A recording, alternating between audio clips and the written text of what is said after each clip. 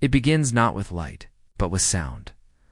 A low, ancient toll, deep and unyielding, echoing through the mist like the voice of something buried. The monastery bell awakens, not just bodies, but vows.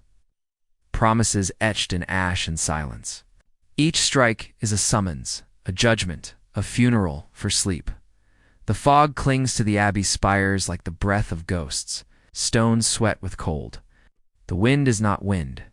It is a whispering of the dead, curling through iron grates and hollow courtyards, inside on beds of straw. The brothers stir. No one speaks. They do not call each other by name. Names belong to the world outside, too. Mothers, two lovers, two past selves that were surrendered in ritual. Here, they rise as shadows, barefoot and bowed, drawn toward the toll-like condemned men answering their sentence. The youngest among them, our brother Anselm, flinches as his feet touch the icy stone. He's barely 17 in the cold finds him first. It bites his soles, then climbs like dread into his spine.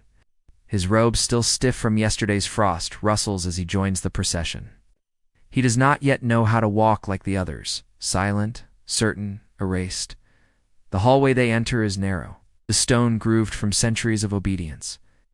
A torch flickers once, then dies, smothered by a gust that smells of wet wool and tallow. The others don't pause. One by one, they disappear into the chapel's shadows, into that cavernous wound where God watches but does not speak. The bell tolls again.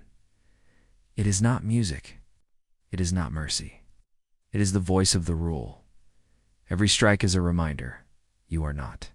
Yours in the choir stalls, the monks arrange themselves without sound, without signal, seated like statues. Pale faces beneath cowls, hands folded in surrender. A cough from the elder monk beside Anselm is the only discord, rough and guttural like a nail dragged across wood. No one turns to look.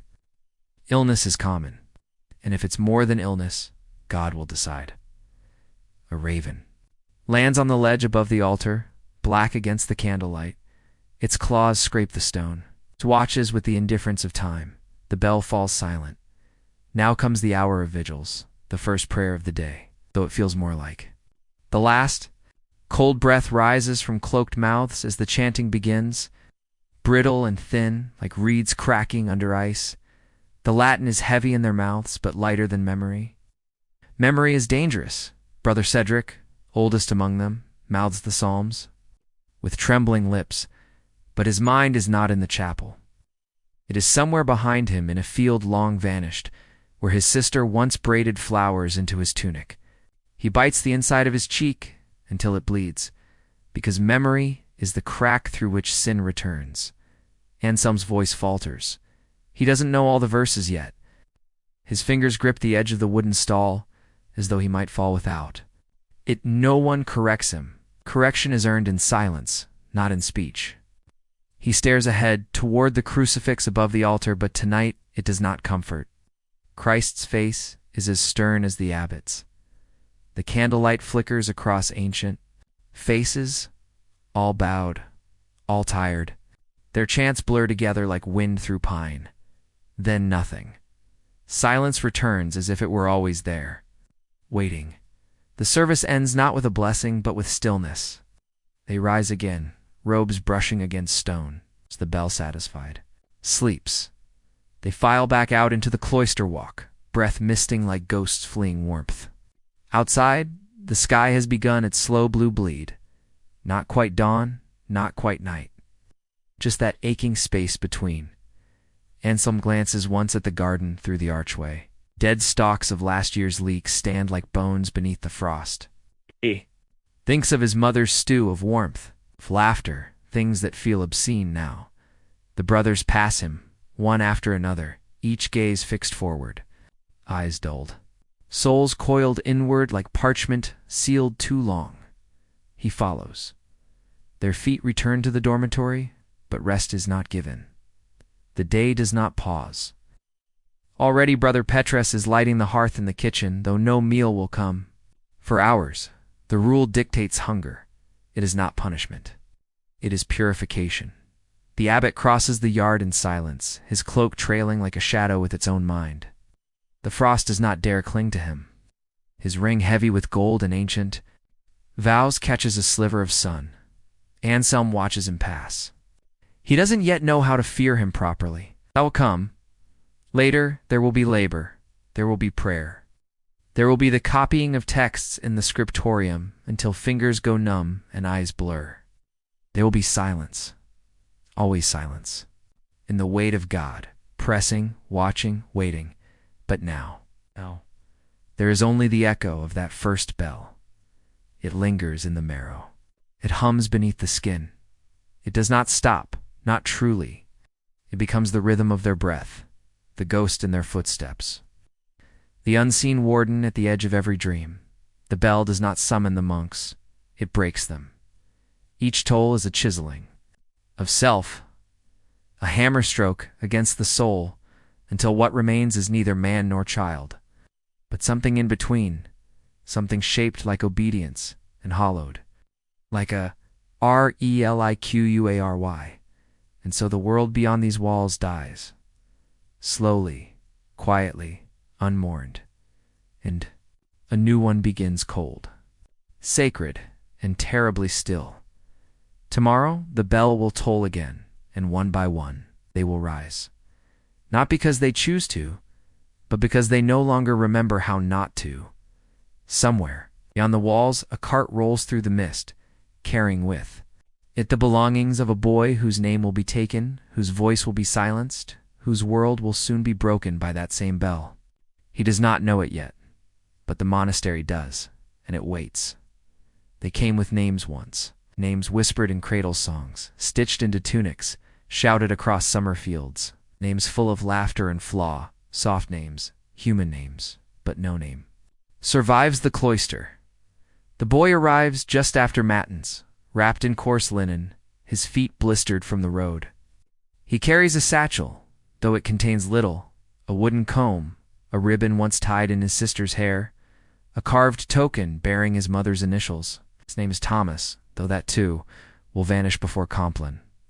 The porter greets him with no words, only a nod and a gesture toward the guest cell, a bare chamber with a wooden cross nailed to the wall, tilted just slightly as if from long watching. Thomas steps inside. The door shuts behind him with a sigh like an old man surrendering. There is no ceremony, only waiting. A bell rings, not the great tower bell, but a smaller one, dull and close. Thomas flinches. It is not yet the sound of obedience, but it will be. Later. He is led to the chapter house, a room older than the stones around it, older perhaps than memory itself. Dust dances in the single shaft of light that breaks through a narrow window. It is not warm. The monks sit in a half circle, silent, unmoving, their robes absorbing light like the mouth of a cave. At the center stands the abbot, tall, his eyes unreadable beneath the weight of decades and doctrine. "Do you renounce the world?" the abbot asks.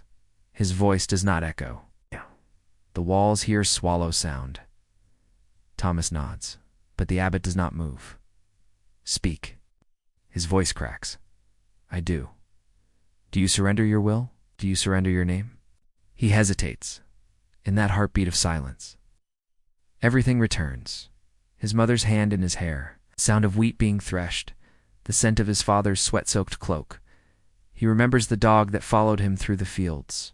He remembers how his sister sang when the bread rose right. He remembers being, but memory is disobedience. "I do," he whispers. The abbot lifts a pair of iron shears. No ritual, no hymn, just the sound of blades carving through hair as Thomas kneels, eyes lowered. Breath caught between fear and longing. The first lock falls. The last trace of Thomas falls with it. A novice robe is placed over his shoulders. Rough, gray, too large, it smells of old wax and wet wool. A wooden cross is hung around his neck. He does not stand. He is helped. The monks chant a single line of Latin as he is led out. "Noli esse tibi aliquid, sed esto tetastio." Be nothing. To yourself, be everything to God. But to Thomas, no, to Brother Leon, as he is now called, it sounds like a funeral, not of death, but of self. He is not allowed to speak for the rest of the day. He is not told what to do with the satchel he carried. Though it is taken from him before sext, it will be burned or buried or forgotten. He will never see it again. No one speaks to him. They nod occasionally, they gesture. They press a hand to his shoulder when he falters on the Latin, but they do not use his name, not the new one, certainly not the old, because he does not yet own it. Brother Leon eats alone. His bread is dry. His hands tremble as he lifts the cup of watered ale. The refectory echoes with the voice of the reader reciting hagiographies, stories of saints who starved with grace, bled with joy, died with fire in their lungs. He does not taste the food. He is learning to forget what hunger even means. By Vespers, he is shaking from fatigue. The chanting blurs. The incense stings. The altar seems farther away than it should be, like a distant country glimpsed through fog. That night he dreams. A fields wide, golden, full of insects and wind, but when he wakes before dawn, the dream is already receding. Brother Leon rises. Not Thomas. Thomas is gone. He is not buried. He is not mourned. He has simply been ... unmade. And in his place stands a name chosen by men, spoken in whispers, scratched into parchment with a quill dipped in rules rather than blood. He will learn in time that the name is not a gift. It is a command, a shaping, a veil.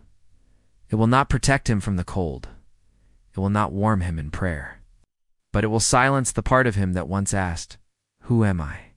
And when the bell rings tomorrow, that same cold bell that breaks the world, he will no longer flinch, because there will be nothing left in him to shatter. Only stone, only silence, only God.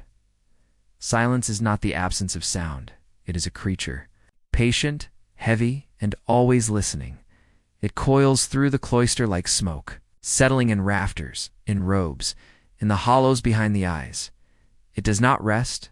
It does not blink. And in this monastery, it is God's first commandment. Brother. Leon learns this not through warning, but through omission. No one tells him he cannot speak. They simply, at prime, he tries. A whispered question, "Do I stand here?" But it falls between the brothers like spilled wine on sacred cloth. No reply, no glance. Only the wet scrape of sandals moving past him. Later, a senior monk places a finger gently to his lips, not in anger, not even in reprimand, but as a blessing, a benediction of silence. Words are reserved for prayer, scripture, confession. Even then, they come dressed in ritual, not feeling. Laughter is unheard. Conversation is heresy. In the refectory, they eat as though feeding is a sin. Chewing is a thunderclap. A dropped spoon is scandal. The reader speaks as the rest chew bread. Without taste, a brother once spoke during Lent, and it is said the Virgin wept, not for his sin, but for the sound of it. Brother Leon swallows dust with his food. He tastes chalk and echoes in the scriptorium. The silence is sharper. Monks bend over vellum like prisoners praying to blank pages. The scratch of quills becomes the only speech, stuttering, uncertain, holy. If someone coughs, all motion stops until the sound is swallowed. One novice breathes too loudly and is quietly led away. He does not return for 2 days. When he does, his knuckles are bandaged and he does not look up. Brother Leon keeps his head bowed after that. Even at night, silence reigns. In the dormitory, 30 brothers sleep beneath a single crucifix. No snoring, no murmuring. Only the soft rustle of wool as bodies shift in dreams they will never share. Leon wakes once, gasping from a nightmare fire in the chapel. A screaming statue, his mother's voice calling his name. He claps a hand over his mouth. The dark is so quiet it hurts. He begins to feel the silence in his bones in time. Silence teaches. It teaches how to listen to breath, how to read the meaning in posture, how to feel emotion in the turn of a wrist, the tightness of a jaw, the tremble of fingers that reach for a prayer book just a moment too late. He learns to speak with glances, to beg forgiveness with a lowered head, to confess doubt with silence itself. He learns that every word, once spoken in the world outside, every joke, every song, every scream, is still with him, somewhere. Pressed into the seams of his ribs, stitched beneath the robe, lodged like thorns in the back of his throat, but he cannot remove them, not now. One afternoon, Crow lands in the cloister garden and lets out a raucous caw, loud, jagged, alive. All heads turn. The noise slices through their calm like a blade. Brother Leon does not flinch, but deep inside, something flutters. Not rebellion, just the memory of sound. The abbot speaks only once that week. During chapter, when a young brother accidentally knocks over a candle and does not bow low enough to retrieve it. The flame gutters out. The wax bleeds down the stone. The abbot does not raise his voice, but his words fall like stones into still water. Even the candle knows when to die quietly. No punishment follows. The silence itself is the punishment. Brother Leon begins to hear things that are not there, or perhaps have always been. The scrape of moss growing up stone, the twitch of parchment in humidity, the prayers of rats nesting. Beneath the pews, in silence, the world becomes unbearable. And then one day, beautiful, the bell rings, and he does not feel dread. Only rhythm. The chanting begins, and he feels no shame in forgetting the words. The silence between verses is louder than the verses themselves. He begins to understand. Silence is not a cage. It is a mirror. It forces the soul to look at itself. Stripped of excuses, of flattery, of voice, it reveals the rusted iron beneath the gold leaf. It asks, "What are you when no one hears you? What remains when nothing is said?" And the answer is never comfortable. Sometimes he thinks of laughter. How it once sounded in the fields, bursting like apples dropped into a barrel. He misses it like breath, but he does not crave it. Not anymore. Because silence is the only thing that cannot be lied to. One evening, while lighting the chapel lamps, he hears Brother Cedric sigh, just once, so soft it might have been the stone. It's self-settling. Leon looks at him. Cedric's eyes are filled with tears. No sound escapes, only breath. And somehow that breath says, "I am tired. I remember. I am still human beneath all this holiness." Leon does not speak, but he reaches out barely, hand resting for a moment on Cedric's shoulder. It is not a break in the rule. It is its fulfillment. Later that night, Leon will lie in the cold dormitory, his hands folded, eyes open to the wooden beams above, and, in the long, aching silence, he will begin to forgive himself for the boy he used to be. Not with words, but with stillness, with breath, with being. The bread is saltless. This Brother Leon learns on his fourth morning, as his teeth struggle through the thick, cold crust that tastes of stone and time. He chews slowly, reverently, not out of piety, but because there is no choice, the bread fights back. Its center is damp, its edge scorched, but it is sacred all the same. It has been blessed, broken, and offered. Refusing it would be a sin. Desiring more. Even worse, the rule dictates simplicity, austerity. Meals are not meant to satisfy, they're meant to remind. Let the body hunger so that the soul may feed. Words echo from the refectory wall where they are carved into the wood in Latin. Brother Leon reads them each day before he sits. Each day, they sting a little deeper. The table is long, unadorned, and worn smooth by generations of elbows and prayers. The monks eat in silence, seated on either side like carved statues, their robes identical, their movements synchronized. One lifts a spoon, the others follow. One tears bread, so do the rest. Today's meal is barley gruel, boiled past. Flavor served lukewarm in a chipped wooden bowl. Few limp greens float at the surface like drowned thoughts. The cook, a stooped lay brother named Idric, tends the hearth with trembling hands. His breath fogs with every exhale. The firewood is damp. Smoke curls around his face like incense with no direction. Meat is never served. Salt is rarely allowed. Spices. Never. Austerity is virtue. Pleasure is weakness. Satisfaction is illusion.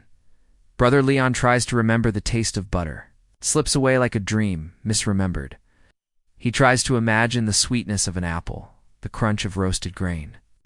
But the memory dulls with each passing day, like old parchment rubbed blank by desperate fingers.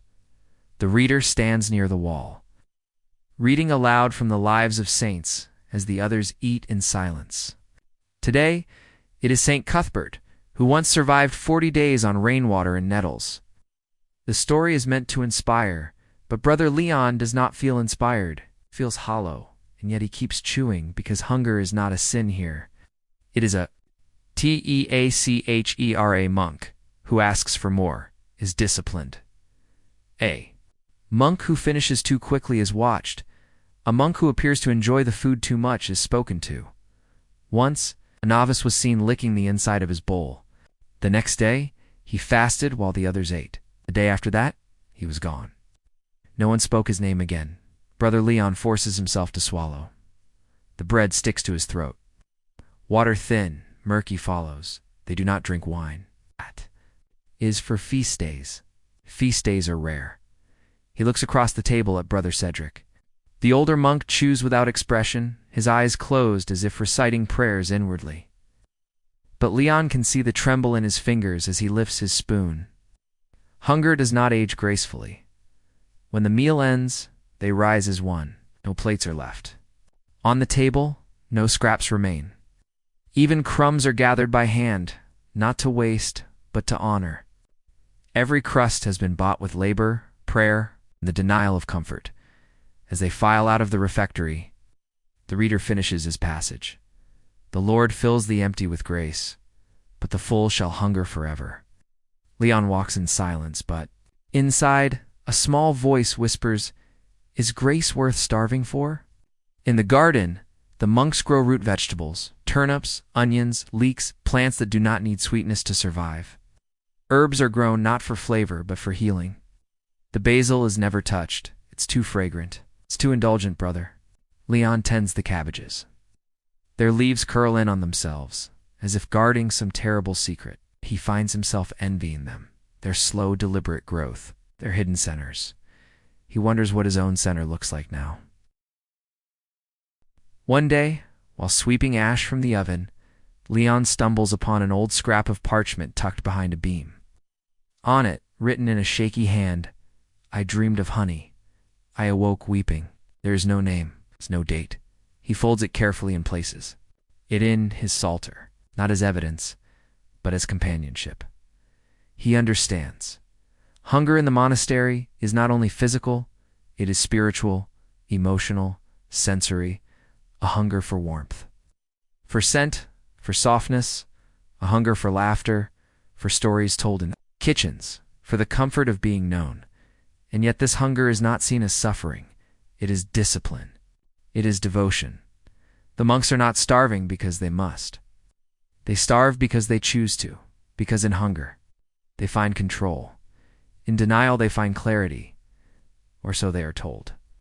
One winter evening the cook burns the bread. The fire was too hot, the loaves to close. The crusts blacken. The smell fills the entire cloister, and still they eat it, because gratitude is not a feeling, it is a commandment. The bread is ash. The broth is bitter. Brother Leon chews slowly as always, but this time he tastes something else, not food, but the echo of a lesson. You do not own your body here. You may use it to labor, to kneel, to serve, but you must never serve it. The flesh is weak. The stomach lies. Only the soul is worthy of fullness. And yet, that night as the bell tolls for Compline and the chapel fills with shadows, Brother Leon dreams of his mother's table, of thick loaves steaming beside lamb stew, salt rich, sharp. Alive, he wakes with tears crusted to his cheeks. He does not speak of it. No one ever does. There is a room the monks seldom speak of, though all of them will enter it in time. It lies beyond the cloister garden, through a narrow arched corridor. Where sunlight dares not linger, the infirmary, known only in Latin among the brethren, infirmis et mortars. The sick and the dead. Brother Leon smells it before he ever sees it. The sweet rot of lavender, laid over decay. The sharp vinegar of boiled linens, the metallic tang of blood that's been prayed over, but not yet forgiven. The door creaks like a dying confession. Inside, the air hangs thick, unmoving, as if time itself holds its breath. There are 6 beds. No pillows. No warmth, only silence deeper than the cloisters. Older than any vow, Brother Amias lies in the 3rd bed, his skin gray as the stone walls, eyes flickering beneath parchment lids. He has not spoken in 3 days. His breath whistles in, his throat like a reed pipe crushed beneath a boot. At his side, a crucifix rests in a clenched fist, not held in devotion, held like a weapon. They say he was once the monastery's finest cantor. His voice could pierce the rafters and draw tears from stone. But his voice is gone now, swallowed by fever. Drained by the bloodletting bowls at the foot of his bed, the herbalist, old Brother Godric, shuffles from cat to cat with hands that shake like wind-tossed pages. He smells of mold and mint and something older, harder, like dried myrrh, ground into bone. He does not heal. He delays. From a shelf, he selects foxglove and ash bark, grinding them into a dark powder. He sprinkles it into wine as thin as regret. Brother Amias does not drink. The cup drips down his chin like spilled ink. Godric sighs, then prays. Brother Leon stands by the door, watching. He is here to learn, or perhaps to remember, because death is not foreign in the monastery. It is a brother. It sits beside them. At meals, it walks with them in the orchard, chants quietly in the pew behind them, and when it is ready, it enters this room. On the 2nd bed lies Brother Willem, feverish, his muttering Latin mixed with the names of women long erased from the registry. He claws at his robes in sleep, searching perhaps for the touch of his mother's hand, or for the shame he buried deep in the years between confession and collapse. Leon steps closer. Willem's skin burns with heat. Lies gather in the corners. Of the window drawn by something unspeakable, there is no pity here. Only resignation and ritual. When a monk dies, he is not mourned in the way the world mourns. No weeping, no wailing, no lamentation. Instead, the brethren gather around the body, kneel and sing the miserere. Their voices are flat, restrained, as if to remind the dead that grief is a luxury the living can no longer afford. They wash the body with vinegar and lye. They dress it in fresh robes. The feet are bound, the eyes closed with wax. The hands folded as though still in prayer, though the soul has already fled like a bird through a broken window. He is placed in the capitulum mortis, a small alcove behind the chapel, where candles burn in shifts until the bell tolls his absence. Then he is buried, not in earth, but in stone, a crypt beneath the monastery, where bodies are stacked in long slumber, wrapped in linen, nameless within their holiness. Brother Leon once believed death to be a passage, a release. But here, it feels more like surrender, and yet some resist. One winter, a lay brother named Oswin refused the infirmary. He labored in the fields with a rattle in his lungs and collapsed beneath a cart of turnips. He was dragged, unconscious, into infirmis et mortuors, and by evening was still. They said his soul was stubborn, but Brother Gotrek only muttered. He knew what was waiting here. Leon wonders what he meant. At night, the infirmary moans, with the sounds of those half-between, men whose breath stutters, whose memories slip, whose prayers repeat like broken litanies. Sometimes they whisper to the Virgin, sometimes to someone else, someone who isn't there. One novice, barely 20, once confessed he saw angels above the cots, not with wings, but with claws. He was removed the next day. No one saw him again. Leon does not ask where he went, because the rule is clear. Illness is a divine test. To suffer is to purify. To die in silence is to glorify. So the sick are not treated. They are observed, their agony sacred, their screams muted. Once Brother Leon finds himself returning to the infirmary after Compline, long after curfew. Sound faint hoarse had pulled him from his pallet. Inside, Brother Amias is awake, eyes open, lips trembling. He is trying to sing the same chant they had sung that morning, but the sound will not come. Only breath, only longing. Leon kneels beside him. He does not speak. Hums, soft, quiet. The melody they both know. Amias's eyes flood. With tears, not from pain, but from memory. For one moment, a voice long gone lives again between them, not in sound, but in soul. Amias dies that night, his hand still holding Leon's. The next morning, not loud, not long, just, "Enough, brother." Leon does not weep. He returns to his labor with ash in his mouth and the scent of lavender still clinging to his sleeves. But as he lays mortar for the new wall in the east wing, he presses a single note, a chant, half hummed into the stone, a prayer for the infirm, a song for the dead, not for salvation, but for memory. In the scriptorium, light falls like whispered secrets through narrow windows, painting the dust motes gold and silver. The air smells of old parchment, ink, and candle smoke, a scent as thick and sacred as incense in the chapel. Brother Leon's fingers tremble as he dips his quill into a pool of ink, thick and black as spilled night. Each stroke on the vellum is a prayer, a promise, a sacrifice. Here, the word lives and dies by the scratch of a pen. The monks who write are both artists and prisoners, bound to an eternal task that consumes them. They copy the holy texts, letter by letter, stroke by stroke, their eyes aching beneath furrowed brows. The light fades, the quill wavers, the candle guttering, their only witness. Mistakes are sin. A single blot is a scar on the soul. One brother, who lost his sight to ink-stained tears, whispers to no one how he once dreamed of freedom.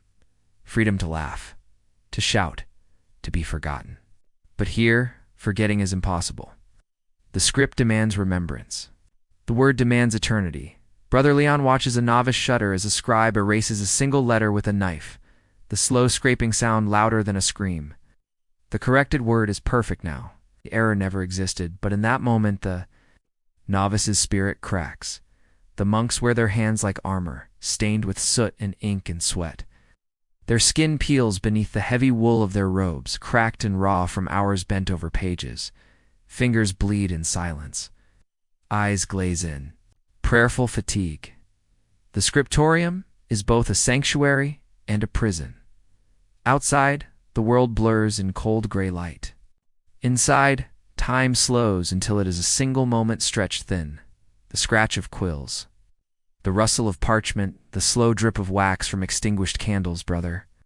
Leon's thoughts drift to the manuscripts he once read as a child, stories of kings and saints, of angels with wings of fire, of demons chained beneath the earth.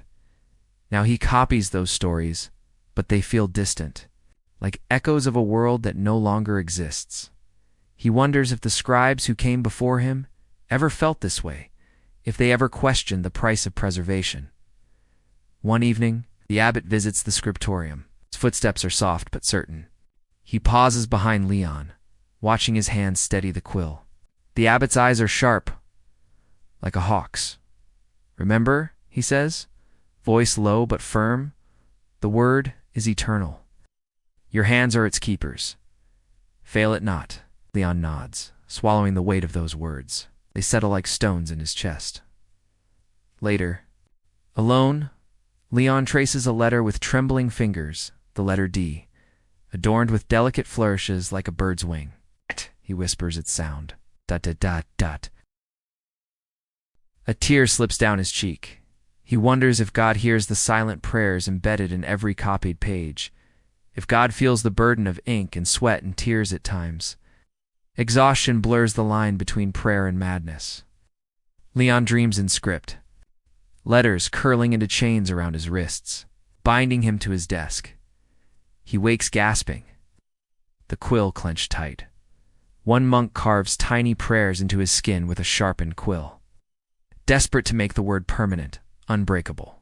His fingers bleed, but his faith does not falter. The abbot calls him to the chapter house and speaks no words of comfort. The monk returns, pale and silent, his vow sealed in blood. Leon looks at his own hands and wonders what mark he will leave in. The depths of night, when the monastery sleeps, the scriptorium is not empty. Ghosts of lost scribes haunt the shadows, whispering mistakes no living man dares confess. Leon hears them sometimes, the scratch of invisible quills, the soft sigh of parchment turning. He wonders if they are warnings or blessings. Because here, in this silent chamber between ink and shadow, the burden of the word is carried by those who will never speak it aloud, and in their silence, the world remembers. The cloister is a stone embrace, cold, unyielding, and endless. Its archways frame the gray sky like endless eyes, watching, but never blinking. Damp creeps beneath the flagstones, curling into cracks, seeping into bone. Brother Leon walks its winding paths beneath the weight of woolen robes and heavier thoughts.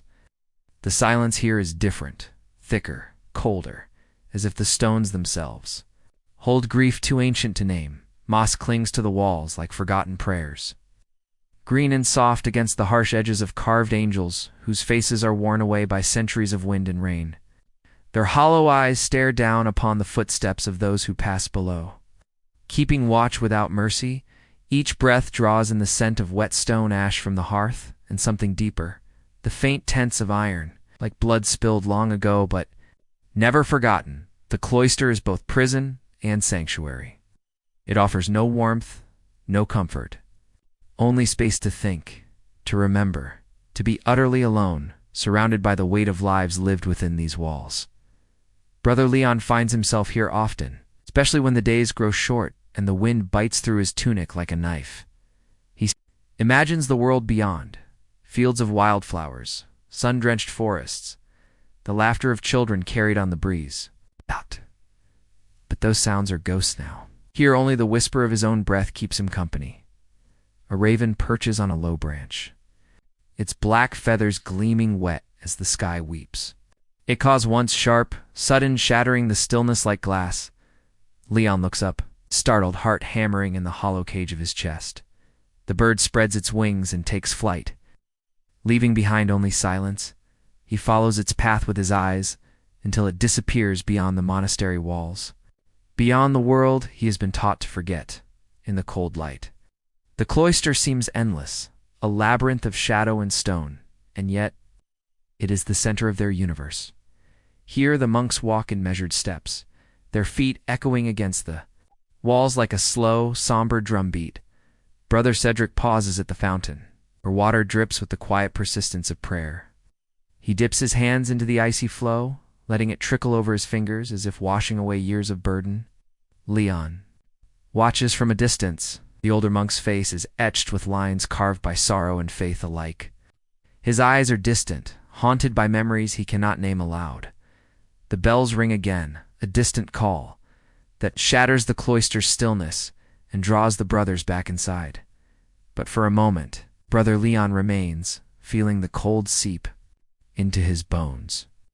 Feeling the weight of the stone press against his heart, the cloister's cold embrace is not just the chill of winter, it is the quiet mourning of all who came before, the echo of vows spoken in shadow, the sigh of dreams sacrificed to silence, and in its stillness. It asks the question the monks dare not answer. What remains when the world outside has been locked away? Brother Leon does not have the answer, but he feels its weight. Heavy as the cold stone beneath his feet, he turns and walks back into the monastery. The echo of his footsteps swallowed by the vastness of the cloister, a single note in an unending hymn of solitude. The cross hangs heavy, not only from the walls, but from the shoulders of every monk who breathes beneath these vaulted ceilings. Brother Leon feels its weight in the small of his back. Each time he kneels before the altar, as if the wooden beams have grown into his flesh, becoming part of him, a burden he can neither cast off nor carry with ease. It is carved simply rough-hewn oak, worn smooth by countless hands.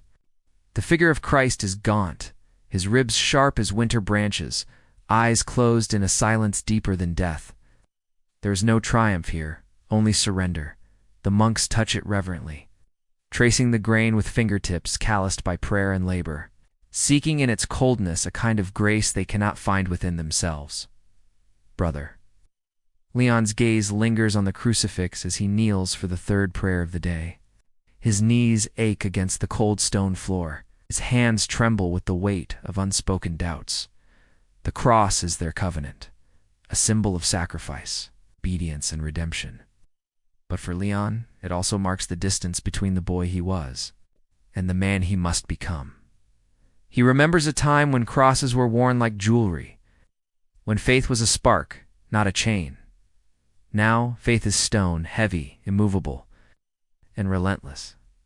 The abbot once told them, "Carry your cross without complaint, for it is the path to salvation." But no one speaks of the parts that break beneath the weight. In the refectory, Brother Cedric traces the outline of a tiny wooden cross carved into the table's edge, worn almost invisible by years of hands seeking comfort. And for a moment, he seems lost in a memory too sharp to hold. Leon wonders what burdens Cedric carries beneath his robe, what crosses press down on his shoulders when no one watches.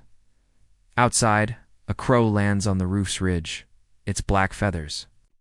Ruffled by the wind, its sharp eyes seem to pierce the stone walls, as if seeing through the layers of prayer and silence. Leon watches the bird, feeling a kinship in its solitude. The cross does not forgive weakness. It does not soften pain. It demands surrender. 1. Evening, during Compline, a monk collapses mid-prayer, his body spent, his spirit broken by the relentless burden. The brothers catch him silently, lowering him to the cold floor. No words are spoken, the cross watches. The next morning, the fallen monk is absent from the chapter. Brother Leon kneels before the crucifix, hands clenched tightly around its base. He prays not for strength, but for mercy, a mercy he fears will never come. The cross looms above him, a silent sentinel guarding the narrow path between salvation and despair. And in its shadow, he understands, to carry the cross is not to bear a burden alone, it is to bear the weight of all who have walked before, of all who will come after, a chain of broken men and whispered prayers stretching into eternity. Leon rises. The ache in his back a reminder. The cross is both his prison, and his passage. He will carry it because there is no other way in the chapel's dim glow. Candles flicker against cold stone, their flames dancing like restless spirits caught between worlds. Shadows stretch long across the nave, folding into corners where the light dares not reach. Brother Leon kneels beneath the great stained-glass window, fractured jewels of ruby, sapphire, and emerald that cast fractured shards of color onto the cold floor. The faces of saints and martyrs are frozen in eternal grace, their eyes forever watching. Here, the veil between shadow and light is thin. It is a threshold not just between night and day, but between mortal fear and sacred hope. The flickering flames seem to whisper ancient secrets of prayers breathed into silence, of sins hidden beneath robes, of hearts torn between doubt and faith. Leon feels the weight of the candlelight on his face, warm but fragile, a fragile promise against the cold stone that surrounds him. The veil is both a barrier and a passage. It separates the world outside, wild, chaotic, profane, from the ordered silence within. But it also invites longing, a yearning to reach beyond the walls, beyond the rules, beyond the relentless hush. At matins, the monks chant in low, haunting harmonies, a tapestry of voices woven from shadows and light. Their breath mingles with incense smoke, rising in slow spirals toward the carved wooden ceiling. The air is thick with prayer and confession, heavy with the scent of myrrh and wax. Leon's mind drifts to the moments before he entered this place, the sun on his mother's face, the laughter of children in the village, the smell of freshly tilled earth. Those memories shine like stars behind the veil, distant and unreachable. In the half-light, he wonders if faith is a light to guide or a shadow to hide behind. The abbot often says, to dwell in shadow is not to be lost, but to prepare for the dawn. But the dawn feels forever distant. One evening as the choir rehearses, a single candle guttering in the darkness suddenly extinguishes. A hush falls over the chapel, the silence sharper than any bell. Leon's heart pounds in the stillness. He feels the veil tremble. Is it a sign? A warning? A prayer unanswered? Does not know. Later alone, he stands before a small mirror tucked behind the altar, a simple glass framed in iron, cracked and dulled by time. He studies his reflection. A face pale and drawn, eyes shadowed with sleepless nights, lips pressed tight against doubt. The mirror does not lie.